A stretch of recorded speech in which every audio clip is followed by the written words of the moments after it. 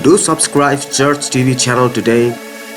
र आदरणीय दर्शकहरू, तपाईको माझमा विभिन्न व्यक्तित्वहरूलाई निम्त्याउने क्रममा आज एकजना यस्तो व्यक्ति हुनुहुन्छ जो समाजसेवा अनि मर्सी मिसन हिमालय नेपालका संस्थापक अध्यक्ष जो हुनुहुन्छ र उहाँलाई तपाईहरुको माझमा उहाँसँगको कुराकानी प्रस्तुत गर्न गइरहेको छु। र उहाँ हुनुहुन्छ जेबी खाती। जय मसी सर। जय मसी। जय मसी सर, तपाईलाई जय मसी। आरामै हुनुहुन्छ? हजुर, म आरामै छु। अनि हिजो आज तपाईँ केमा व्यस्त हुनुहुन्छ नि? अब हिजो आज व्यस्त हुने कामहरू त अहिलेको समसामयिक जुन किसिमको एउटा परिस्थिति, एउटा विद्यमान समस्याको रूपमा सिर्जना भएको छ हाम्रो देशव्यापी रूपमा। अब यसलाई देशव्यापी मात्रै नभएर विश्वव्यापी रूपमा अहिले जुन महामारी रोग, जुन कोरोना भाइरस या कोभिड-19ले मानिसहरू धेरै नै यसका शिकार बनेका छन् र हाम्रो नेपालमा पनि धेरै मानिसहरू यसको असरले शिकार बनिसकेका छन्। त्यो भएकोले गर्दाखेरि म एउटा समाजसेवी भएको नाताले मैले चाहिँ समाजमा गएर ती समस्याहरूमा या मानिसहरू कति भोका छन्, कति मानिसहरूले आज राहत पाएका छन्, कति मानिसको घरमा आज चुला बलेको छैन, र यी विभिन्न क्षेत्रमा विभिन्न आवश्यकतामा गएर मैले सहायता गर्ने काम गरिरहेको छु। भन्नाले तपाईले राहत मात्रै बाँड्ने सेवा गर्दै हुनुहुन्छ कि अरू पनि गर्दै हुनुहुन्छ? अब राहतको साथसाथै कतिपय हामीले स्वास्थ्यका सामग्री पनि उपलब्ध गराएका छौँ र कति मानिसहरूलाई हामीले परामर्श पनि दिएका छौँ। जस्तै अहिले मैले राहतको साथसाथै यो विशेष गरेर जनचेतना कार्यक्रम, यो कोरोना भाइरसबाट कसरी हामी बच्नुपर्छ र हामी कसरी संक्रमित हुन सक्दैनौँ, जस्तै सामाजिक दूरी कायम गर्ने र हामीले विभिन्न किसिमको एउटा स्वास्थ्य कर्मीहरूले सिकाएका कतिपय एउटा हामीलाई एउटा सतर्कता अपनाउने कतिपय शिक्षाहरू छन्, ती शिक्षालाई पनि मैले अहिले फैलाउने काम गरिरहेको छु। हालसम्म तपाईले राहत कतिजनालाई बाँडिसक्नुभयो? अब हालसम्म हामीले बाँडेको त हामीले धेरै ठाउँमा बाँडेका छौँ। लगभग हामीले अहिले चाहिँ 3800 परिवारलाई हामीले दिइसकेका छौँ अहिले हालसम्म राहत। र हामीसँग अझै पनि 1500-1600 व्यक्तिहरूको परिवारको लिस्ट छ मेरो हातमा, र मैले विचार गर्दैछु त्यो लिस्टलाई पनि मैले विशेष गरेर त्यसलाई ध्यान दिँदैछु र त्यसमा पनि मैले चाहिँ सहयोग गर्ने, मैले भनौँ न मैले सहायता गर्नको लागि म तयारी हुँदैछु। सुरुमै मैले तपाईलाई जयमसी भनिसकेँ। यो कारणले तपाईँ अब परमेश्वरका एक जन पनि हुनुहुन्छ, सेवक पनि हुनुहुन्छ, र यो राहत कार्यक्रम चाहिँ परमेश्वरका छोराछोरीहरूलाई मात्र बाँडेका छन् कि अरूहरूलाई पनि बाँडेका छन्? यो राहत पाउने व्यक्तित्वहरू या परिवारहरू या मलाई थाहा छैन, क्रिस्चियन पनि हुन सक्छन्, नन क्रिस्चियन पनि हुन सक्छन्, त्यहाँ आस्तिक पनि हुन्छन्, नास्तिक पनि छन्, बुद्धिस्ट पनि, सबै। र मेरो दृष्टिकोणमा अहिलेको साथमा म एउटा प्रभुको दास भए तापनि अर्को साथसाथै म एउटा समाजसेवी पनि हुँ, र म एउटा समाजसेवी भएको नाताले मैले एउटा मानवता देखाउनु पर्ने हुन्छ। त्यो मानवता देखाउने क्रममा त्यहाँ कुनै पनि त्यहाँ धर्म विभेद हुन्न, त्यहाँ कुनै जात विभेद हुन्न, त्यहाँ कुनै भनौँ न समूह विभेद हुन्न, सबै समूहलाई चाहिँ मैले एकनासले मैले राहत दिइरहेको छु। जसरी तपाईले एकनाथले राहत दिइरहेको छु भन्नुभयो, हजुर, अब धर्म विवादको कुरा छैन भन्नुभयो, तर यहाँ सुन्नमा के आयो भने पास्टरहरूलाई पनि तपाईले राहत दिनुभयो नि, स्पेशल पास्टरहरूको लागि मात्र। अब यो चाहिँ के हो भन्दाखेरि यो चाहिँ म एउटा जस्तै हाम्रो यो विशेष गरेर हाम्रो यो पवित्र एउटा क्रिस्चियन समुदायभित्र हाम्रो जुन गुरुजनहरू छन्, जो पास्टरहरू हुनुहुन्छ, जसलाई हामी पास्टर भन्छौँ, जसको अहिले एउटा निम्न वर्गका जो गुरुजनहरू छन्, उनीहरूलाई चाहिँ अहिले एकदमै कठिनाइ अवस्था भएकोले गर्दाखेरि मलाई केही पास्टरहरूले समूहहरूले मलाई चाहिँ उनीहरूले अनुरोध गरेकोले गर्दाखेरि मैले चाहिँ विशेष गरेर उहाँहरूको मात्रै एउटा छुट्टै किसिमको एउटा प्रोजेक्ट बनाएर मैले उहाँलाई त्यो चाहिँ छुट्टै किसिमले बाँडेको छु। हालसम्म कति बाँड्नुभयो तपाईँले पास्टरहरूलाई? अब आजको हिसाबमा चाहिँ 136 जनालाई आजसम्म बाँडे, आजसम्म। हजुर। र तपाईँले त योभन्दा अगाडि म 100 जना मात्र पुऱ्याउँछु भनेको, तर 136 भनेको 36 जना बढी भयो।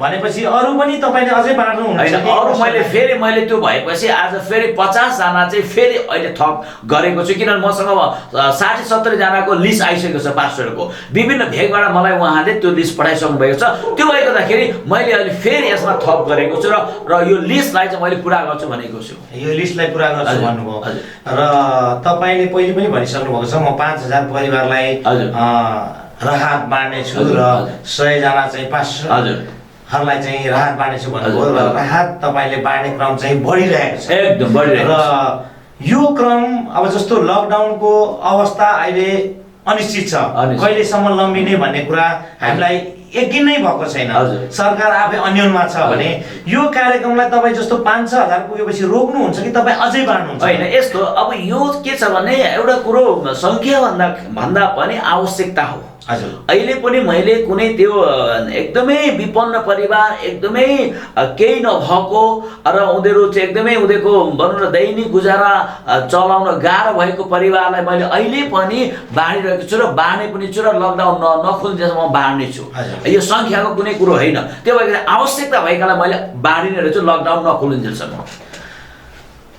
जस्तै तपाईले अब यो राहत बाँड्ने क्रममा एउटा सेवकको हैसियतले एउटा मानव अधिकार कर्मी समाज सेवकको हैसियतले बाँड्दै हुनुहुन्छ र यो बाँड्दाखेरि तपाईलाई कठिनाइहरू चाहिँ आएको छ कि छैन अहिलेसम्म कठिनाइ कुनै अब भनौँ न हामी चाहिँ एउटा वैधानिक प्रकारले बाँडिरहेका छौँ ओडाको सिफारिस लिएर ओडाको परामर्शबाट त्यो भएकोले गर्दाखेरि हामीलाई त्यस्ता कुनै किसिमको अहिलेसम्म बाधा विघ्न कुनै पनि त्यस्तो कठिनाइ आएको मैले महसुस गरेको छैन तर यही हो कि अर्को कुरो चाहिँ के छ भने मसँग अहिले धेरै नै जस्तै अहिले मसँग धेरै ठाउँबाट मलाई अनुरोध आइरहेको छ लगभग मैले त्यो अनुरोधको मैले नाम लिस्ट तयारी गर्दैछु लगभग 2000 भन्दा बढी भइसकेको छ तर मैले अब बाँड्ने भनेको लगभग तपाईँ 1300 जनालाई मात्रै हो त्यो भएकोखेरि त्यसमा चाहिँ मैले के गर्ने कसो गर्ने मैले त्यसमा कसरी छानबिन गर्ने जस्तै काठमाडौँ भेली बाहिरबाट पनि मलाई अनुरोध आएको छ जस्तै गोर्खाबाट आएको छ पूर्व नेपालबाट आएको छ यसरी नै पश्चिम दलेधुराबाट अनि यसरी नै अरू ठाउँबाट धनगढीबाट धेरै ठाउँबाट मलाई चाहिँ अनुरोध आएको छ त्यो अनुरोध अनुसार चाहिँ मैले भनौँ न त्यसको नाम लिस्ट यकिन गर्न चाहिँ मलाई अलिकति गाह्रो भइरहेको छ यो मात्रै कठिनाइ अन्य त बाँड्ने क्रममा भनौँ न हामीलाई मान्छेलाई हामीले पहिले नै उनीहरूको नामहरू सबै तयार गरेर त्यही अनुसार ठ्याक दिएर हामी एकदमै त्यहाँबाट निस्किहाल्छौँ म अलिकति तपाईलाई म सुरुको संवादतिर ल्याउँदछु जसरी तपाईले यो राहत बाँड्नुभयो यो कसद्वारा चाहिँ प्रेरणा पाएर तपाईले चाहिँ यो काम सुरु गर्नु यो राहत भनेको कसद्वारा प्रेरणा भन्दाखेरि पनि मैले जस्तै यो लकडाउन भएको 3 दिनपछि म चाहिँ एकपल्ट बिहान मर्निङ वकमा जाँदै थिएँ अब यो खोला पर माथि कान्तिपुर कोलनदेखि अझै माथि अनि त्यहाँ जाने क्रममा अनि मलाई एउटा आवाज आयो एउटा रोएको एउटा बालिका रोएको आवाज आयो ती बालिका यसरी रोइरहेकी थिइन् अनि मैले त्यो बालिका रोएको आवाज मैले सुने अनि म त्यो कसको नानी हो किन रोए भनेर म चाहिँ अलिकति त्यो चासो दिएर त्यो बालिका कहाँ रोँदैछिन् भनेर म त्यो बालिकातिर म गएँ अनि जाँदाखेरि एउटा झुपडीभित्र त्यो बालिका रोएको मैले देखेँ अनि म त्यहाँ पुगेपछि अनि एकजना महिला आइन् अनि उनले आएर अनि उनी निस्किन मैले भने यो कसको नानी रोइरहेको छ अनि उनले भने मेरो रोको सर भने मैले किन यो बालिका रोइरहेकी छिन् भन्दाखेरि सर 2 दिन भयो मेरो घरमा चाहिँ खाना नभएको यो बालिकाले केही खाना पाएकी छैन त्यो भएको गर्दाखेरि अनि मलाई यति एउटा म भित्र एक किसिमको एउटा यस्तो एउटा भनौँ एउटा दया आयो म एकदमै दुखित भएँ म एकदमै मैले आफैलाई चाहिँ मैले थाम्न सकिनँ त्यो बालिका रोएको हुँदाखेरि किन त्यो बालिका रोको मेरो आफ्नो छोरी जस्तो रोको मलाई महसुस भयो त्यसपछि मैले भने यो त्यसो भए अनि तपाईसँग पैसा छैन तपाईले किन नानीलाई चाहिँ खानेकुरा नल्याउनु भएको किन यसलाई चाहिँ दुधहरू या भनौँ खानेकुरा नदिनु भएको भन्दाखेरि ती महिलाले भनिन् सर हामी 7-8 दिन भयो हाम्रो ठेकदार चाहिँ भाग्यो हामीलाई पैसा नदिई भाग्यो हाम्रो 1-1.5 महिना काम गरेको पैसा दिएको छैन अनि मैले त्यतिखेरै मैले मसँग भएको रकम दिएर मैले त्यो आमालाई भने कि त्यो बालिकाको आमालाई भने तपाईँ जानुस् र तपाईँले चामल किन्नुस् र दुध किन्नुस् र विभिन्न बिस्कुट किनेर ल्याउनुस् भनेर मैले उनलाई मैले केही रकम दिएर मैले पठाएँ अनि त्यसपछि म फर्केर आउँदै थिएँ मैले एकदमै म भित्र एक किसिमको एउटा कल्पना एक किसिमको म भित्र एउटा भनौँ एउटा दयाको एउटा भावना जागेर आयो कि आज यस्ता बालिकाहरू कयौँ हजारौँ होलान्, आज यस्ता आमाहरू हजारौँ होलान् जुन नानीलाई आज उनीहरूले खुवाउन सकेका छन्।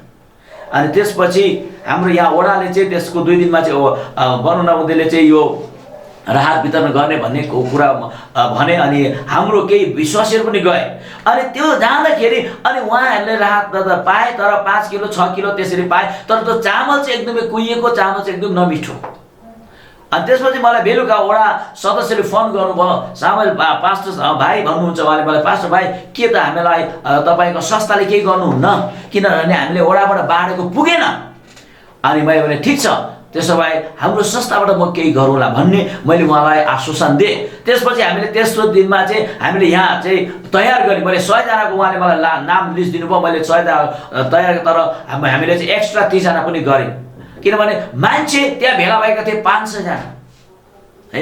500 जना मान्छे भेला भए, तर हामीले 130 जना मात्रै दिन सफल भयौँ। त्यसपछि मान्छे यति साह्रो त्यहाँ चाहिँ एकदम रुन थाले, कोही चाहिँ एकदमै हल्ला गर्न थाले विभिन्न।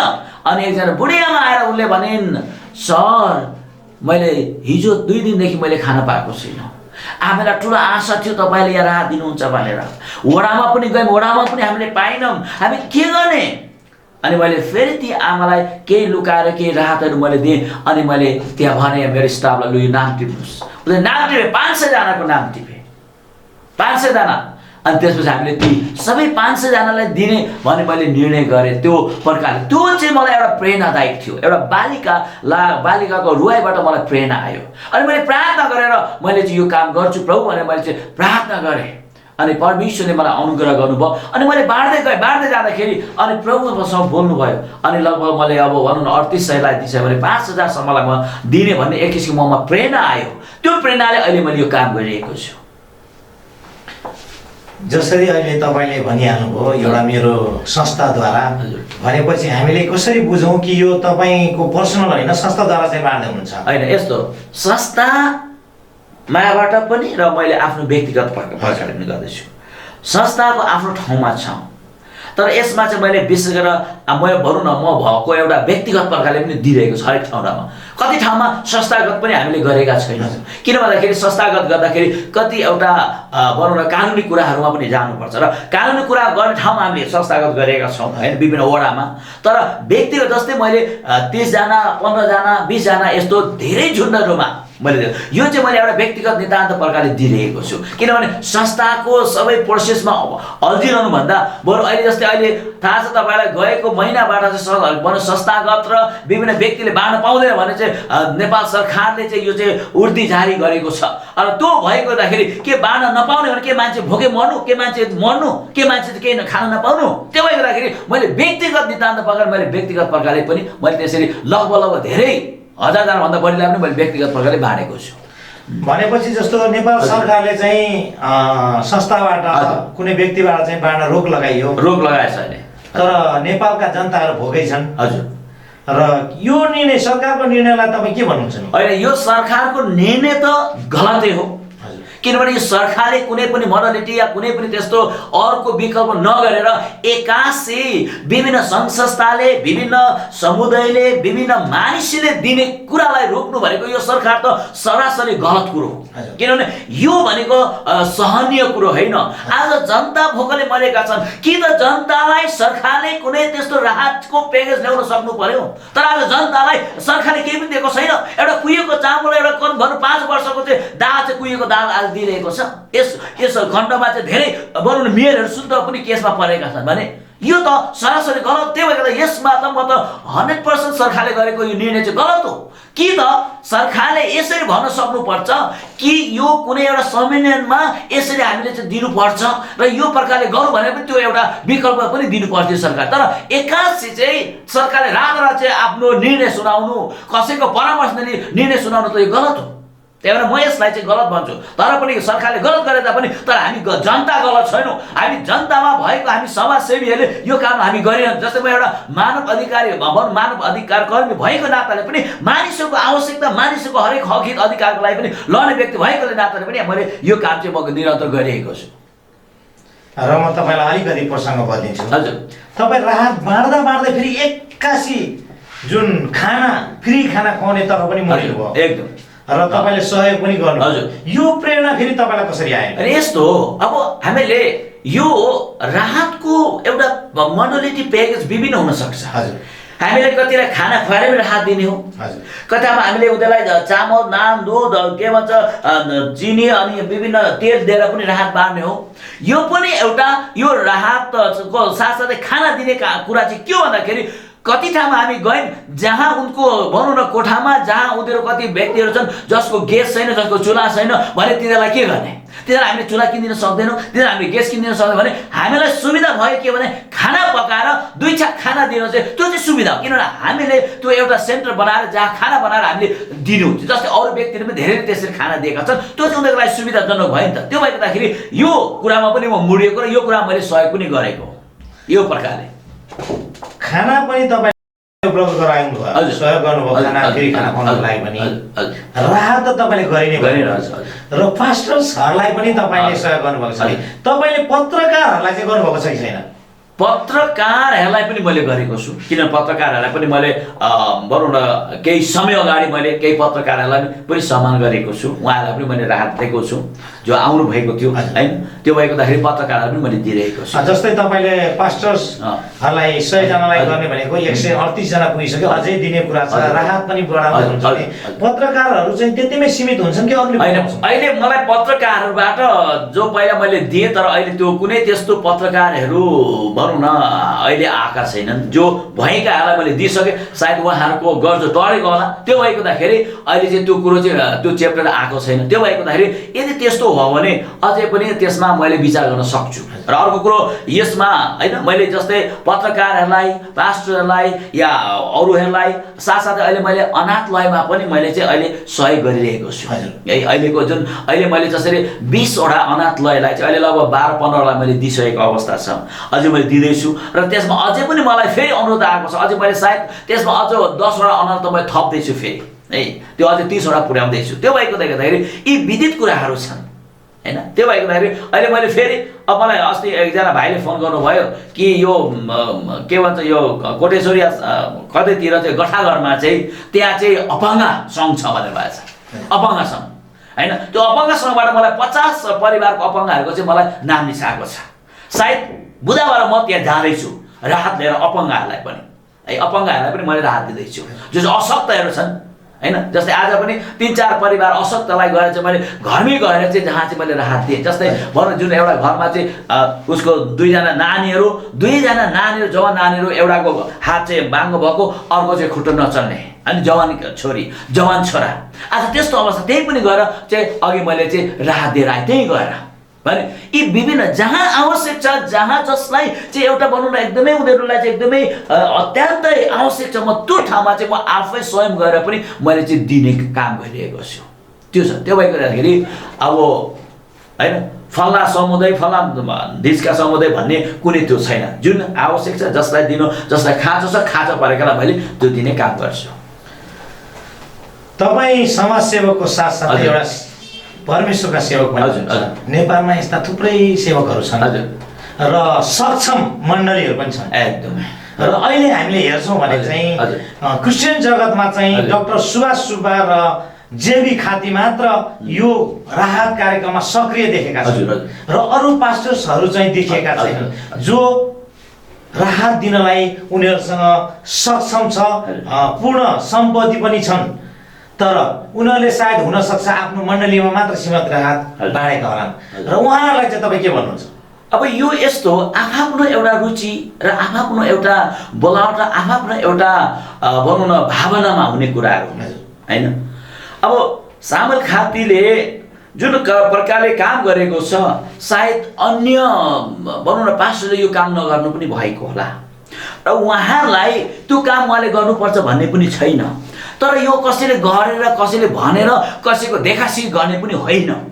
यो भनेको एउटा मानवता। यद्यपि अघि तपाईँले भनिसक्नु भएको छ म एउटा पास्टर पनि हो, साथै म समाजसेवी हो पनि हो, र म साथै एउटा मानव अधिकार कर्मी पनि हो हैन। म एउटा धेरै क्षेत्रमा म चाहिँ फिटेको व्यक्ति हुँ, साथै म एउटा राजनीतिक एउटा विश्लेषक पनि हो, एउटा राजनीतिज्ञ पनि हो हैन। कि मैले राजनीतिमा पनि मैले विश्लेषण गर्दछु। त्यो भएर गर्दाखेरि देशमा अहिले भएको समस्यालाई पनि मैले चाहिँ यसलाई बनाउन एक प्रकारले विश्लेषण पनि गरेको छु। त्यो भएर गर्दाखेरि हजुरले उठाउनु भएको प्रश्न जुन छ एकदमै सान्दर्भिक छ।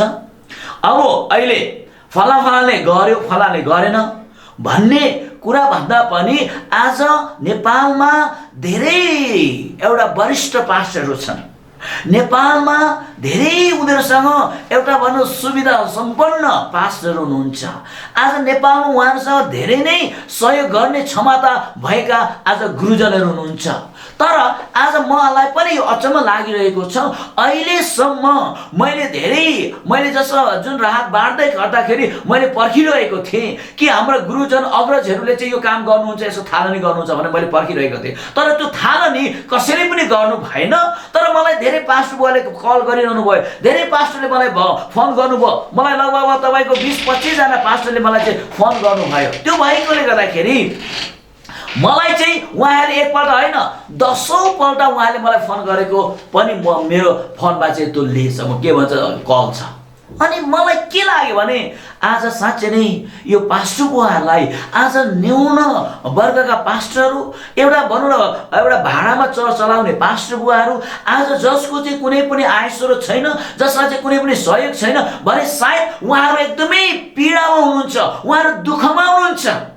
आज उहाँहरू कुनैसँग एउटा भनौँ प्रत्यक्ष या अप्रत्यक्ष रूपमा उहाँहरू चाहिँ सम्बन्धित नभएका गुरुजनहरू हुन्छ भने यी पास्टर बुवाहरूलाई त्यसो भए परमेश्वर तपाईँ के चाहनुहुन्छ भनेर मैले प्रार्थना गरेर मलाई परमेश्वरले अगुवाई गर्नुभयो अनि मैले यो काम गरेको। त्यो भएकोले गर्दाखेरि म के भन्न चाहन्छु भने हाम्रो गुरुजनहरू पास्टर बुवाले सायद उहाँले यस्तो किसिमको अगुवाई नपाएको पनि हुनसक्छ, अर्को कुरो नचाहेर पनि हुनसक्छ, अर्को कुरो आफैलाई उहाँले आफ्नो फेरीभित्र आफ्नो राज्यभित्र मात्रै सीमित गर्नुभएको होला सायद, जहाँसम्म लाग्छ। त्यो भएकोले गर्दाखेरि सायद उहाँहरू अहिले एउटा खुलेर एउटा भनौँ उहाँले अरू सबैलाई समेट्न नसक्नु पनि भएको होला। त्यो भएको गर्दाखेरि उहाँको आफ्नो नितान्त व्यक्तिगतको एउटा भनौँ न कुरा हुन सक्छ। त्यो भएको गर्दाखेरि मैले समग्रमा उहाँहरूलाई त्यो प्रकारले कुनै पनि मैले एउटा उहाँले गर्नै पर्छ भन्ने कुरामा उहाँहरूलाई मैले त्यो भन्नु मिल्दैन। तर उहाँहरूको चाहिँ इच्छा छ।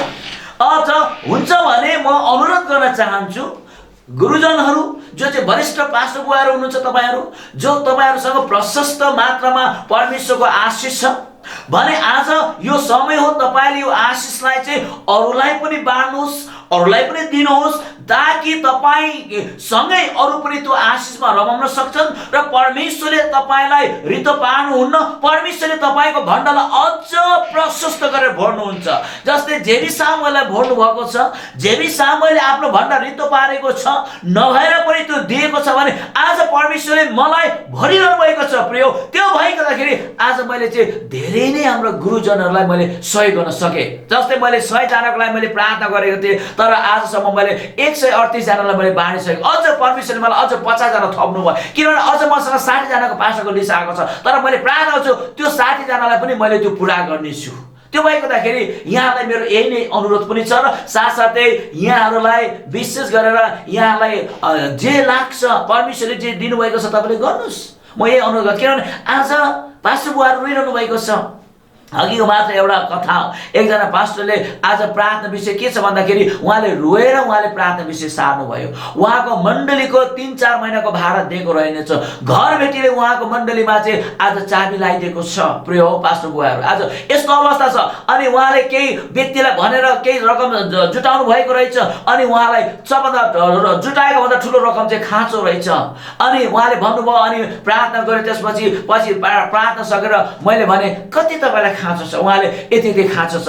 अनि मैले प्रार्थना गरेँ एकछिन प्रभुसँग अनि प्रभुले मलाई भन्नुभयो त दे यो पैसा, यो व्यक्तिले तैँले दे भन्नुभयो अनि मैले त्यो पैसा दिएँ त्यो पास्टरलाई। उहाँले आशा गर्नुभएको थिएन, उहाँले आशा गर्नुभएको थिएन अनि उहाँ यति खुसी हुनुभयो। हेर्नुहोस् आज यस्तो परिस्थिति त्यो भएकोले गर्दाखेरि म यही नै भन्न चाहन्छु कि आज कोही पास्टरले दे कसले नदे भन्ने कुरो भन्दा पनि आज हामी सबै यो काममा सहभागी बनौँ। परमेश्वरले हामीलाई आशीष दिनुहुन्छ। म तपाईँलाई परमेश्वरका सेवक पास्टरको हैसियतमा चाहिँ बोल्न लाउँदिनँ। अहिले चाहिँ तपाईँले अघि नै भनिसक्नु भएको छ कि म एक मानव अधिकार कर्मी, समाजसेवक र राजनीति विश्लेषक भनिसक्नु भएको छ र यो हैसियतले म तपाईँलाई अलिकति प्रसङ्ग बदलेर म एउटा प्रश्न गर्न चाहन्छु कि नेपालको बारेमा जुन अहिले लिपियाधुरा र कालापानीको बारेमा जुन नेपाल र भारतको जुन विवाद भइरहेको छ, नेपालले यो मेरो हो भनेर दाबी गरेका छन् र यो हो पनि हामीलाई थाहा छ, तर इन्डियाका विभिन्न च्यानलहरूले जुन एउटा झुटा प्रचार गरेका छ र यो विषयमा चाहिँ तपाईँको व्यक्तिगत भन्नुपर्दा चाहिँ कसरी भन्नुहुन्छ यसलाई चाहिँ? यस्तो यो व्यक्तिगत भन्दाखेरि पनि म त्यसरी भन्दिनँ। म यो देशको नागरिकको हैसियतले भन्न चाहन्छु, मेरो देश हो यो। जसरी अहिले जुन लिपुलेख र तपाईँको लिपुधुराको जुन कथा छ, लिपुलेख धुराको जुन प्रकारको या कालापानीको जुन समस्या छ, जसरी भारतले हाम्रो जुन सिमाना मिचेर या हाम्रो देशभित्र आएर भारतले जसरी आफ्नो एउटा अधिपत्य जमाएको छ या आफ्नो एउटा अधिकार जमाउन खोजिरहेको छ, यो सरासरी अन्तर्राष्ट्रिय नियमअनुसार यो एकदमै गलत कुरो हो। उसले आफ्नो शक्ति प्रदर्शन गर्न खोजेको हो, तर उसले एउटा भनौँ न एउटा सानो राष्ट्र भयो भनेर उसले हेप्न पाइँदैन। त्यो भएको हुँदाखेरि यो इतिहास हो। जस्तै इतिहासलाई कोट्याउने भने 138 वर्ष अगाडि त्यो ठाउँ चाहिँ जसरी ब्रिटिस शासन गर्ने बेलामा त्यो ठाउँ चाहिँ भनौँ त्यसपछिको समयमा चाहिँ यो ठाउँ चाहिँ भारतले एउटा लिजमा लिएको कथा छ। हामी हेर्छौँ र हाम्रो नक्साले स्पष्ट गरेको छ। त्यो भएको हुँदाखेरि एकदमै भारतले नक्सा फेरेर त्यो नक्सा बदलिने कुरो होइन। या त कुनै भनौँ न विदेशीले यो चाहिँ हाम्रो भनेर उनीहरूको बनाउने कुरो हुँदैन। र म एउटा नागरिक भएको हैसियतले म के भन्न चाहन्छु भने अहिलेको जुन विद्यमान समस्या, मैले यो पनि समाचार पनि सुनेको छु र मैले पढेको पनि छु कि आज नेपाल र भारतसँगको बीचको सीमाङ्कनको समस्याहरू यो एउटा मात्रै होइन।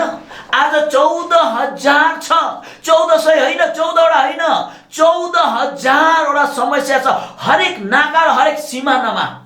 त्यो भएकोले गर्दाखेरि म के भन्न चाहन्छु भने हाम्रा जो राजनीतिक जो हाम्रो एउटा अग्रजहरू हुनुहुन्छ या नेताहरू हुनुहुन्छ या त एउटा राज्य चलाउने जो एउटा राज्यपालमा बस्ने तपाईँ एउटा राज्य प्रमुख हुनुहुन्छ, तपाईँले हामी जस्ता जनतालाई यो आश्वासन दिनुपर्छ, निषेध गराउनुपर्छ कि यो अधिकारलाई तपाईँले लिन सक्नुपर्छ कि यो भनौँ यो समस्या जुन सिमानाको समस्या छ यो समस्याको समाधान गर्ने तपाईँले यो काम गर्नुपर्छ। आज तपाईँले फुस्रो आश्वासन दिएर आज राज्य प्रमुखले आज चाहिँ त्यहाँ भएका भनौँ न सीमाङ्कनविदहरूले तपाईँले जनतालाई फुस्रो के भन्छ आश्वासन दिएर तपाईँले नटाल्नुहोस्। त्यो भएको हुँदाखेरि म यो नागरिक भएको हैसियतले यो हाम्रो पूर्ण अधिकार छ। यो समस्याको एकदमै चाँडोभन्दा चाँडो यसको निकास खोज्नुपर्छ। अर्को पनि म तपाईँलाई सुझाव दिन चाहन्छु कि यो निकास खोज्नको लागि हामीले एउटा कुनै पनि एउटा बल प्रयोग गरेर होइन, कुनै सेना परिचालन गरेर होइन, कुनै शस्त्र अस्त्रको प्रयोग गरेर होइन, तर यो वार्ताबाट, सद्भावनाबाट, समृद्धिबाट र सबुद्धिबाट र एउटा प्रेममा रहेर भारतसँग वार्ता गर्न नितान्त आवश्यक छ। यदि यो गरेमा अवश्य पनि भारतले यसलाई विचारधीनमा राख्नेछ र भारतले हाम्रो भूमिलाई उसले फिर्ता गर्न उसलाई बाध्य पर्छ। तर जब हामी कसैलाई चिड्याएर कसैलाई दोष देखाएर कुनै पनि धाक लगाएर हामीले आफ्नो अधिकार हामीले कहिले पनि सुनिश्चित गर्न सक्दैनौँ र हामीले यो भनौँ न हाम्रो अधिकार हाम्रो जमिन हाम्रो भूमिलाई हामीले हासिल गर्न सक्दैनौँ। त्यो भएको हुँदाखेरि म के भन्न चाहन्छु भने हामी एउटा बुद्धिमान साथ वार्तामा जाउँ, एउटा इतिहासलाई हेरौँ, इतिहासले के भन्छ त्यसलाई हामी लिएर हामी चाहिँ अन्तर्राष्ट्रिय निकायसम्म हामी जाउँ। किनभने भारत मात्रै होइन विश्वमा एउटा अन्तर्राष्ट्रिय निकाय छ जहाँ चाहिँ यस्ता साना मुलुक र साना देशको एउटा न्याय गर्ने ठाउँ छ। त्यो भएकोले गर्दाखेरि अझ म यो पनि भन्न चाहन्छु कि म एउटा नागरिकको हैसियतले आज यो एउटा यो समस्या चाहिँ आज सुल्झियोस्, यो समस्या चाहिँ विद्यमान भएर ठुलो हुँदै हुँदै यसले चाहिँ अर्को रूप नलियोस्। हाम्रा विशेष राष्ट्र प्रमुख या हाम्रा नेताहरू जो तपाईहरूले आज देशको कार्यभार तपाईले आफ्नो काँधमा बोक्नु भएको छ, तपाईँ आज कहाँ हुनुहुन्छ? जो तपाईँ सभा सदस्य हुनुहुन्छ, जो त्यो क्षेत्रबाट लडेर आउनु भएको छ, तपाईँ आज कहाँ हुनुहुन्छ? तपाईले यो कामको लागि तपाईले आज सक्रिय भूमिका खेल्नुपर्छ। यदि खेल्नु भएन भने तपाईँ त्यो क्षेत्रबाट तपाईले चुनाव लड्नु भएको, तपाईँ जित्नु भएको, त्यो चाहिँ एक किसिमको एउटा मिथ्या हो, एक किसिम तपाईँ एउटा असफल व्यक्ति हो। त्यो भएकोदाखेरि भोलि तपाईँ जनताका कसरी फर्केर जान सक्नु? त्यो भएर यो समस्याको हल चाहिँ चाँडोभन्दा चाँडो हुन नितान्त आवश्यक छ भने म यही नै भन्न चाहन्छु। हस् त जेबी सर, तपाईँले आफ्नो व्यस्तताका कारण पनि हामीलाई आफ्नो अमूल्य समय दिनुभयो। तपाईँलाई हामी हाम्रो यो च्यानलबाट हृदयदेखि धन्यवाद दिन चाहन्छु। नमस्कार। हस्, यहाँलाई पनि धन्यवाद छ। आदरणीय दर्शकहरू, र यो समयसम्म तपाईँले हाम्रो च्यानल हेरिदिनु भएको निम्ति पनि तपाईँलाई हामी हृदयदेखि धन्यवाद दिन चाहन्छु। र यो च्यानललाई तपाईँले सब्सक्राइब गर्नुभएको छैन भने तपाईँहरूले यो च्यानललाई सब्सक्राइब गरिदिनुहोस् र निरन्तर तपाईँहरूको माझमा आज यस्तै प्रकारका गहकिला विषयहरूको साथमा अनि अन्तर्वार्ता भलाकुसारी लिएर आउनेछु भन्दै यहाँबाट बिदा हुन चाहन्छु। जय मसीह। जय मसीह। यहाँलाई धन्यवाद छ हाम्रो यो च्यानललाई पनि, जसले मलाई यो अवसर दिनुभयो यहाँ आएर चाहिँ आफ्नो एउटा दुई शब्द राख्ने, आफ्नो मनको कुरा राख्ने, आफूले गरेका कुराहरूलाई चाहिँ व्यक्त गर्ने यो मौका दिनुभएको लागि यो च्यानललाई पनि म धेरै धन्यवाद दिन चाहन्छु। र तपाईँको यो काम बढ्दै जाओस् र तपाईँको यो जुन कार्य गर्नुभएको छ यो कार्यमा परमेश्वरले प्रशस्त आशीष दिनुभएको छ भन्दै धन्यवाद छ। जय मसीह।